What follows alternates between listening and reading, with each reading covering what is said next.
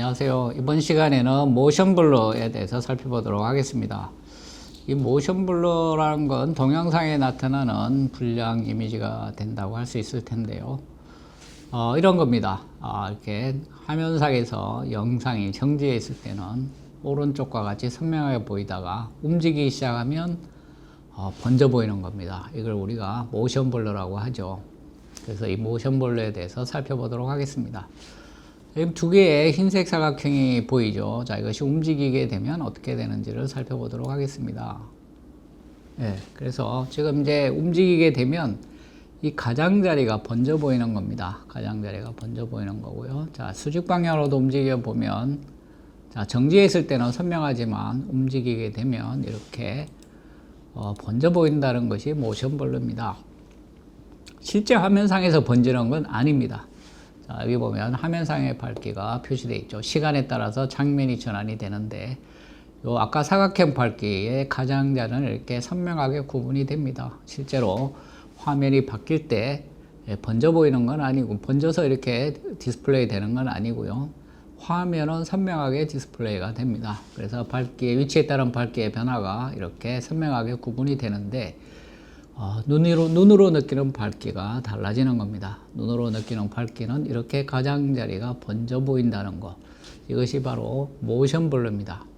그래서 디스플레이 상에서는 선명하게 표시가 되지만 사람 눈이 볼 때는 이렇게 번져 보인다는 거, 이게 모션 블러고요. 그래서 화면이 정지해 있으면 이렇게 선명하게 보입니다. 그렇지만 움직이기 시작하면 갑자기 가장자리가 번져 보이는 거죠. 그래서 이동하는 물체를 선명해 보이기가 어려워집니다. 글자라면 글자를 읽기가 어려워지는 거죠.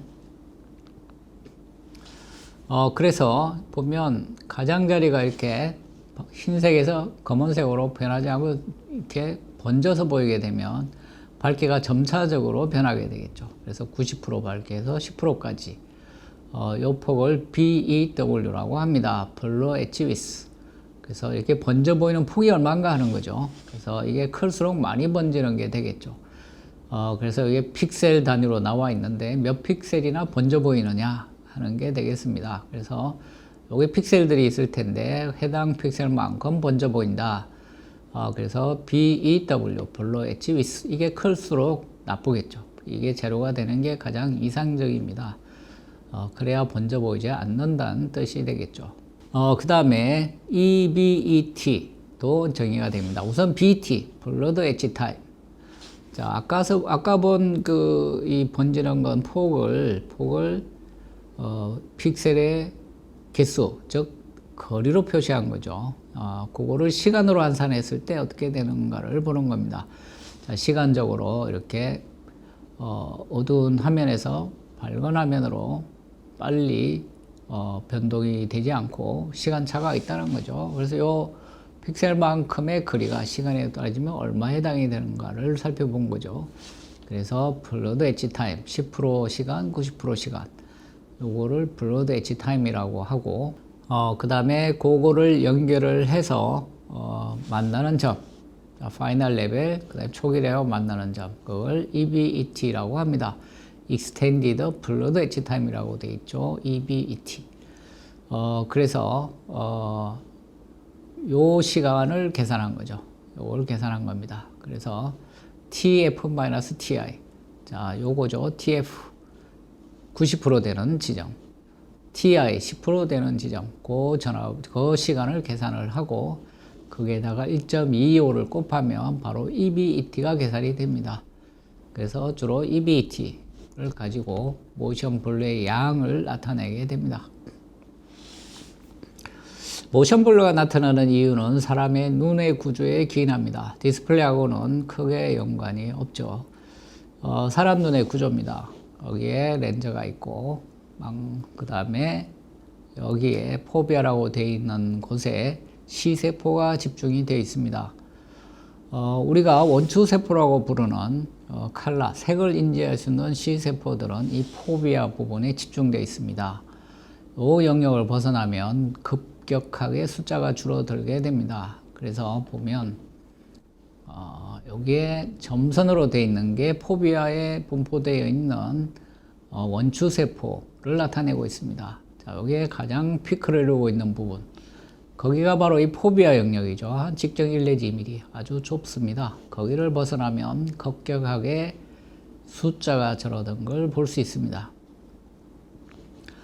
그 영역에는, 주변의 영역에는 로드가 많이 분포하고 있죠. 이게 간상세포라고 하는 겁니다. 여기는 색을 느낄 수 있는 세포가 없죠. 여기는 밝기만을 볼 수가 있습니다. 간상세포. 주로 야간에는 이 간상세포가 작동을 하게 되죠.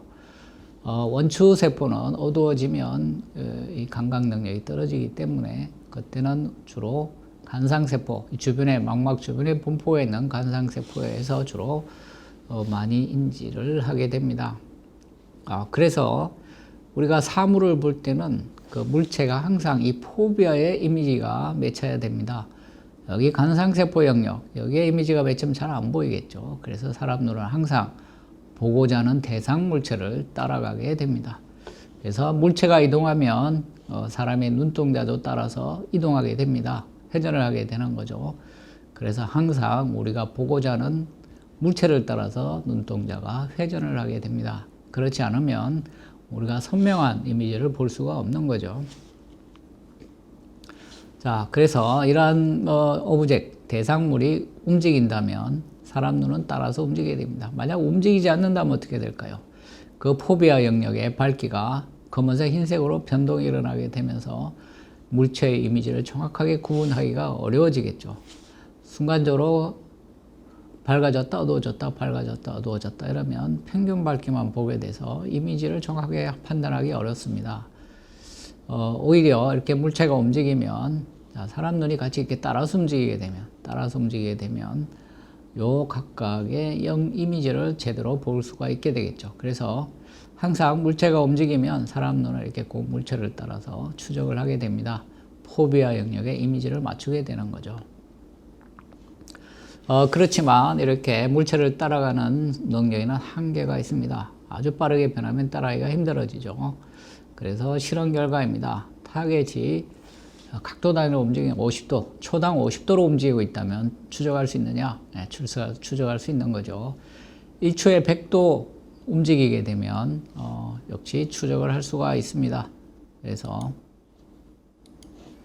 자, 물체가 이렇게 움직이고 있는데, 자, 이렇게 거기에 100도까지는 추적을 한다는 얘기겠죠. 1초 동안에 자, 100도 움직이는 거는 추적이 가능한데 그 이상이 되면 이제 드디어 추적이 어려워집니다. 힘들어지는 거죠.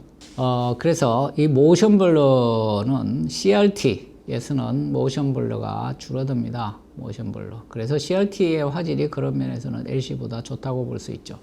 자, 이건 임펄스형입니다. 임펄스형. 그것이 바로 CRT의 모션 블러를 줄이는데 중요한 역할을 하는 겁니다.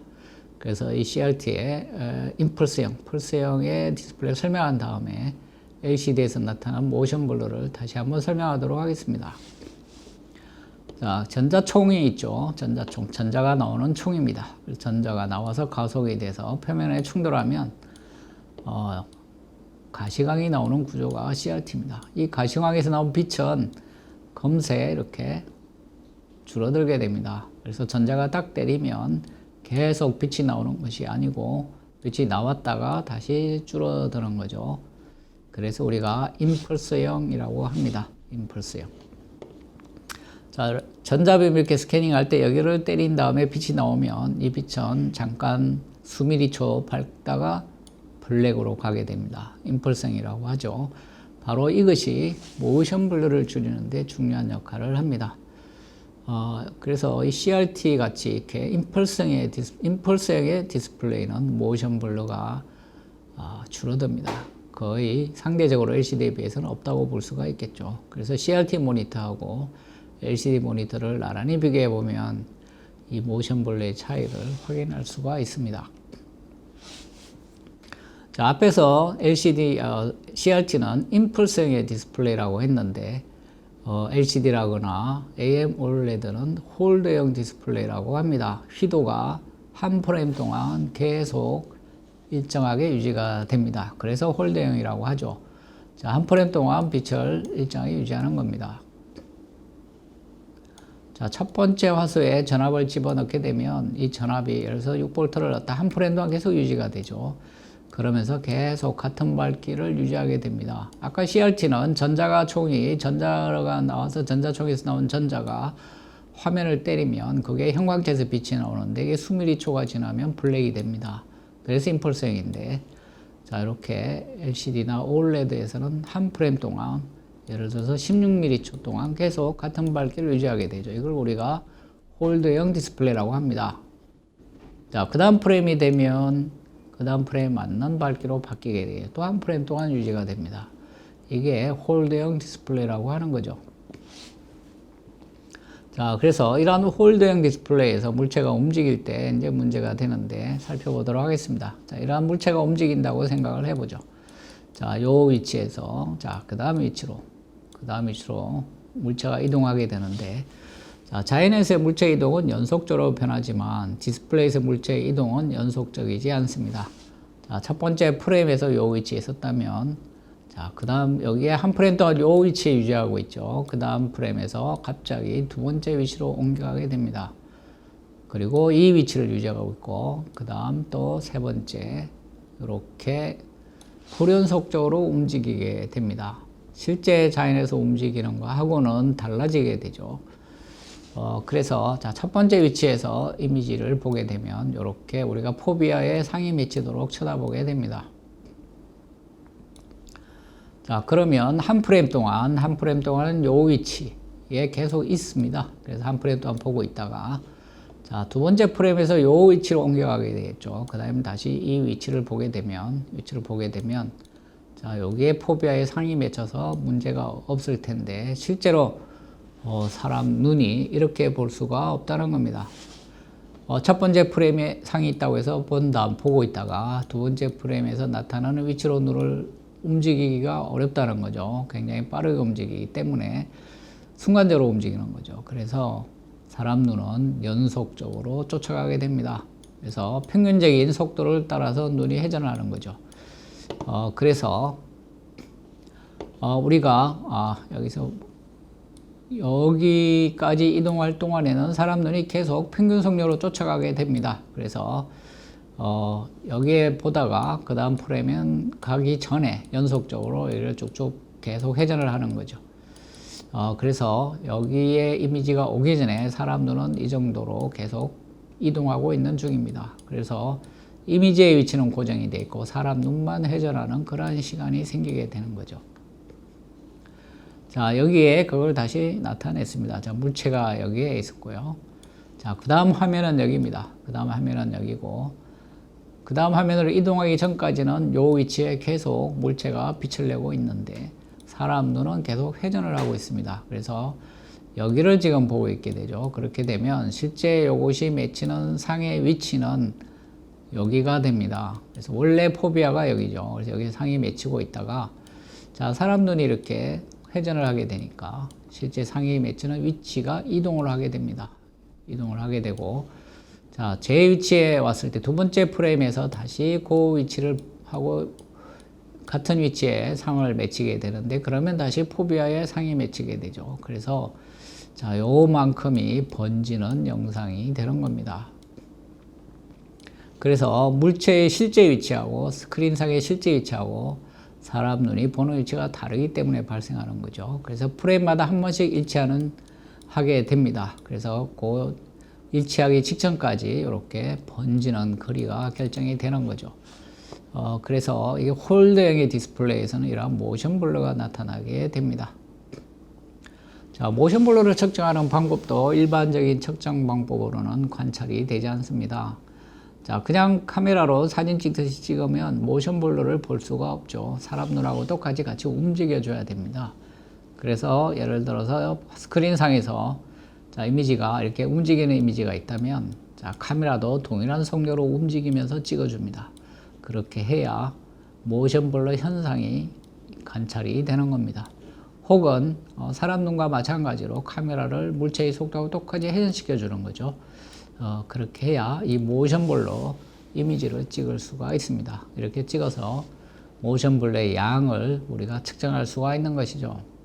그래서 그러한 카메라로 찍은 예가 됩니다. 그래서 여기에 블러된 이미지가 찍히게 되는 거죠. 그냥 카메라를 고정하고 찍으면 이런 모션 블러를 찍을 수가 없습니다. 그래서 이렇게 해서 이 밝기의 분포를 가지고 BEW, 블러드 엣지 위스, 블러된 폭을 우리가 측정할 수가 있겠죠. 그래서 이런 식으로 우리가 블러를 관찰할 수가 있습니다. 그래서 이러한 그 동영상에서 문제를 해결하기 위해서 해결책이 필요합니다. 몇 가지 방법들이 있는데 블랙 인서션, 검은색 화면을 중간에 넣는 겁니다.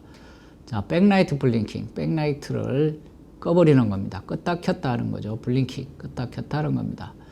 그 다음에 하이 프레임 레이트, 프레임 레이트를 올리는 겁니다. 60Hz가 아니라 120Hz 혹은 180Hz 이렇게 프레임 레이트를 올려도 개선이 됩니다. 블랙 프레임 인서션은 화면 중간에 검은색 화면을 집어넣는 겁니다. 검은색 이미지를 넣는 거죠.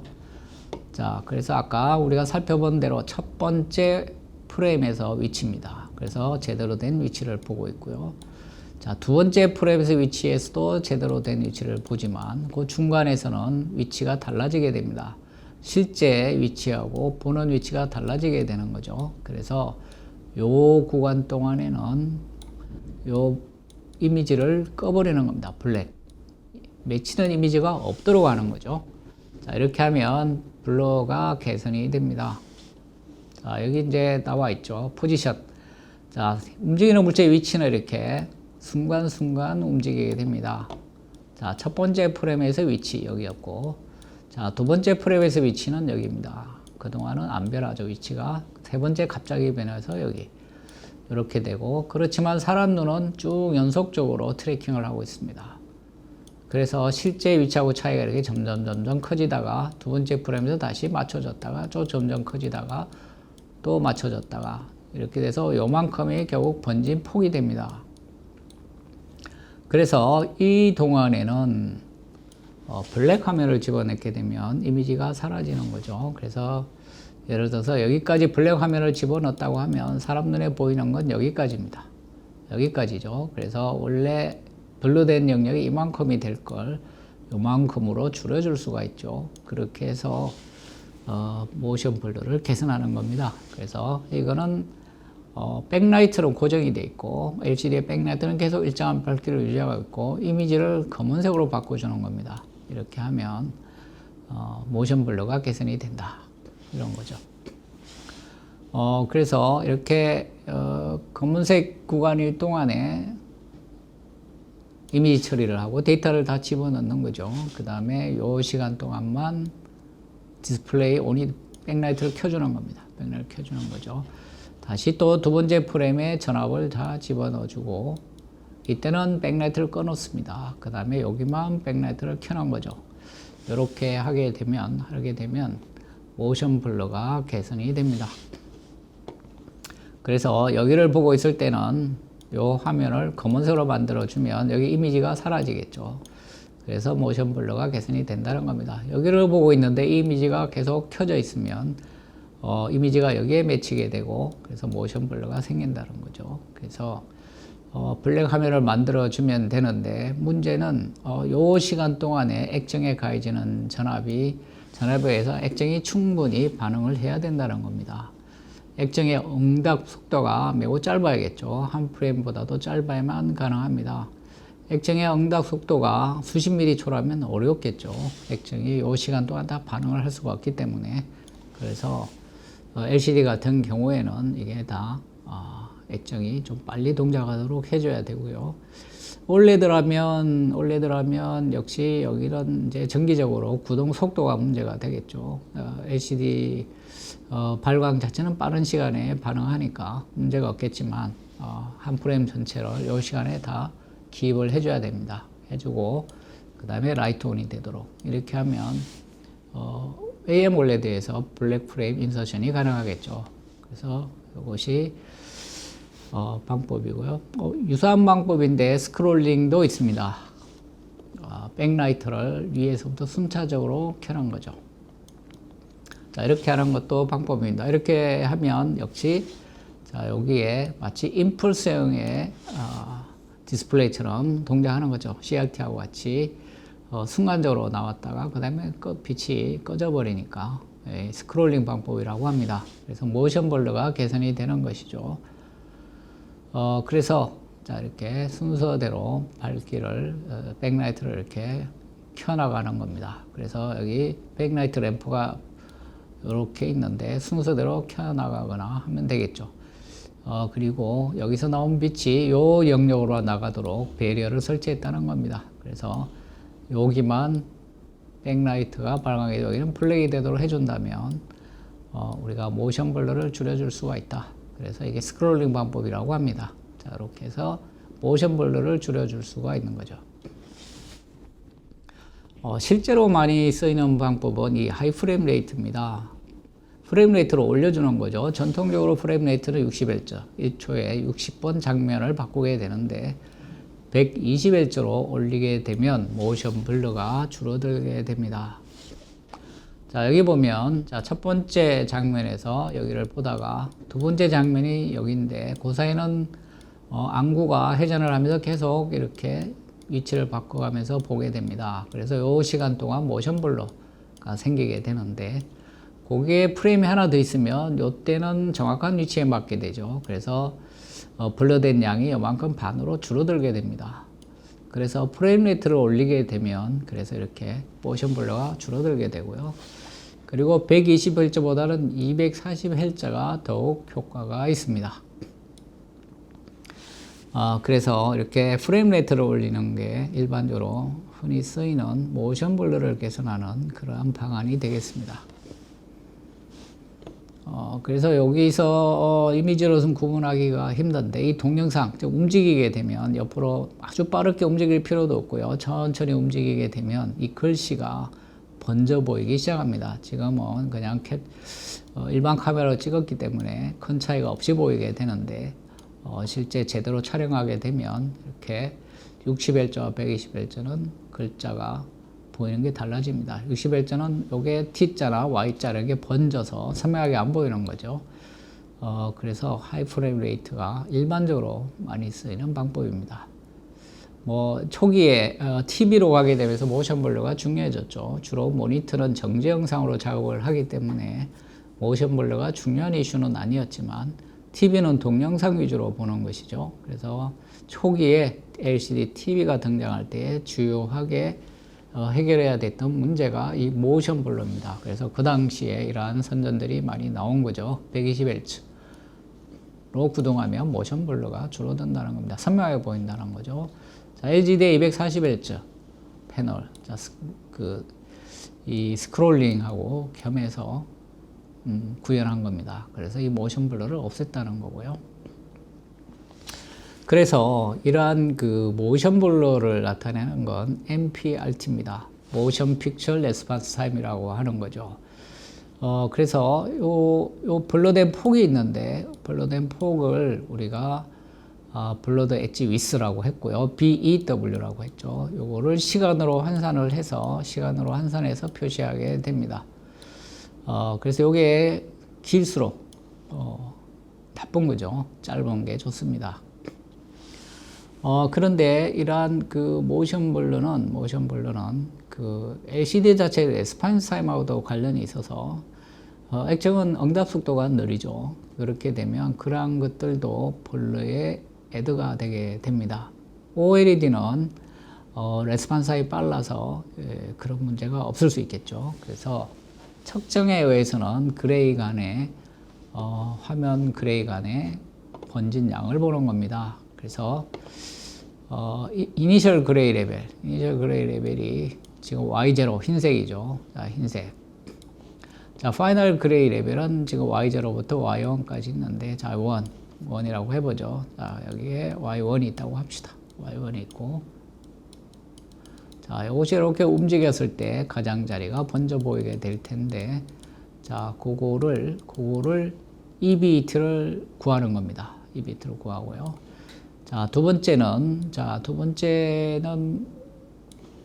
그레이 레벨이 Y2가 돼서 좀 더 어두워진 거죠. 그러한 경우에 EBIT를 측정해서 더하는 겁니다. 자, Y3 좀 더 어두워졌죠. 그럴 때에 요 흘러된 양을 또 더하는 거죠. 자, 좀 더 어두워지고 완전히 어두워졌을 때를 더하는 겁니다. 반대의 경우도 있겠죠. 바탕이 검은색이고 블랙. 자, Y6 검은색이고, 자, 여기 바가 회색일 때, 뭐 이런 경우도 있겠죠. 모든 경우에 대해서 이 비트를 다 측정해서 더하는 겁니다. 그래서 그게 전부 42개가 나오게 되는 이 경우는 나누면 평균 값이 되죠. 에버리지. 그래서 요거를 MPRT로 정의를 합니다. 자, 여기에 그레이 레벨이 7개, 여기에 그레이 레벨이 7개면 77, 49, 49가지 가능한 경우가 있지만, 자, 흰색, 뭐 바가 없죠. 움직일 수 있는 걸 볼 수 있는 게 없죠. 마찬가지입니다. 그래서 이 같은 밝기에 7개는 빠지게 되니까 전부 42가지 가능한 경우가 생기는 겁니다. 그래서 그거를 다 더해서 평균값을 계산한 게 MPRT입니다. MPRT. 자, EBT를 계산한 건 앞에서 봤죠. 그래서 EBT를 블러된 그 EBT를 측정을 하는 것이죠. 그래서 그걸 각각의 케이스별로 다 더한 다음에 42로 나누면 평균 값이 됩니다. 그래서 디스플레이 간의 MPRT를 비교한 겁니다. 60Hz로 구동시키면서, 물론 프레임 프리퀀시가 증가하면 모든 디스플레이가 다 MPRT가 줄어듭니다. 60Hz로 비교한 거죠. 자, LCD 모니터 MPRT가 제일 큽니다. 그죠? 자, LCD TV는 액정의 응답 속도를 개선하고, 그 다음에 오버드라이브인 거. 이게 주로 이제 액정의 응답 속도를 개선한 겁니다. 액정의 경우에는 액정의 응답 속도가 길기 때문에, 그래서 그것이 MPRT에 영향을 주는 겁니다. 그래서 오버드라이브를 통해서 액정의 응답 속도를 줄이면 MPRT가 개선이 된다는 겁니다. 그 다음에, 여기 노 오버드라이브네요. 여기는 이제 오버드라이브를 했을 경우고요. 그래서 보통 LCD TV로 가게 되면 모니터보다는 응답 속도가 짧은 액정을 쓰게 되죠. 이제 그러한 효과고, 거기다 오버드라이브까지 하게 되면, 즉 순간적으로 액정에 높은 전압을 가하면 응답 속도가 짧아지게 됩니다. 그래서 그렇게 하면 더 MPRT가 개선이 된다는 거고요. PDP의 경우는 LCD보다는 MPRT 특성이 좋다는 거고요. CRT는 임펄스형의 경우에 제일 좋다, 이런 거죠. 그래서 CRT 수준의 MPRT를 확보하려면 결국은 프레임 레이트를 2배로 하면 요만큼 줄게 되고, 4배로 하게 되면 요만큼 줄어들어서 CRT랑 유사해지죠. 그래서 CRT랑 유사하게 되려면 프리퀀시를 상당히 증가시켜야 됩니다. 네, 그래서 모션 블러에 대해서 이번 시간에는 살펴보았습니다. 여러분 수고하셨습니다.